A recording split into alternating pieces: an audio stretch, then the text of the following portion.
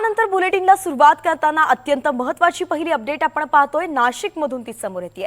2 दिवसांपूर्वीच जिल्हाधिकाऱ्यांकडून स्पष्ट करण्यात आलं होतं की नाशिक जिल्ह्यामध्ये कोणताही प्रकारचा इंधन तुटवडा नाहीये, पण प्रत्यक्षात आता चित्र काही वेगळंच आहे। काल संध्याकाळपासून नाशिकमध्ये अनेक पेट्रोल पंपांवरती इंधनाचा तुटवडा जाणवतोय।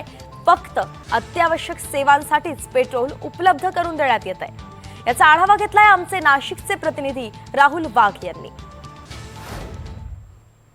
2 दिवसापूर्वीच जिल्हाधिकाऱ्यांकडून स्पष्ट करण्यात आलं होतं की नाशिक जिल्ह्यामध्ये कोणत्याही प्रकारचा इंधनाचा तुटवडा नाही आहे। मात्र आपण जर या ठिकाणी बघितलं तर या ठिकाणी आता इंधनाचा तुटवडा निर्माण झालेला आहे। या ठिकाणी पेट्रोल व डिझेल हे शिल्लक नसून या ठिकाणचे कर्मचारी हे या ठिकाणी उभे असल्याचे आपल्याला दिसून येत आहेत। नाशिकमध्ये अनेक ठिकाणी अशी स्थिती ही निर्माण झालेली आहे।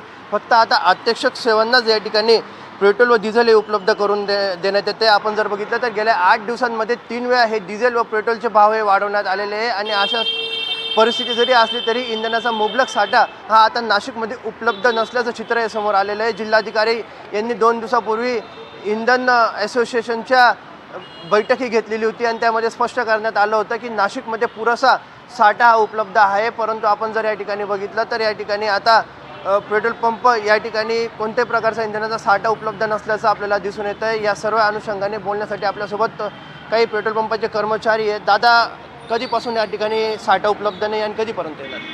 काल आमच्याकडे संध्याकाळपासून आमच्याकडे साठा उपलब्ध नाही। 2 दिवस झाले आता जवळजवळ। आमची टँकर तिथं उभा आहे, पण अजून काय अजून ते समजा तरी कधीपर्यंत या ठिकाणी इंधनाचा साठा उपलब्ध होणार आहे आपल्याला? आज संध्याकाळपर्यंत होऊन जाईल, 3-4 वाजेपर्यंत आमचा साठा येऊन जाईल।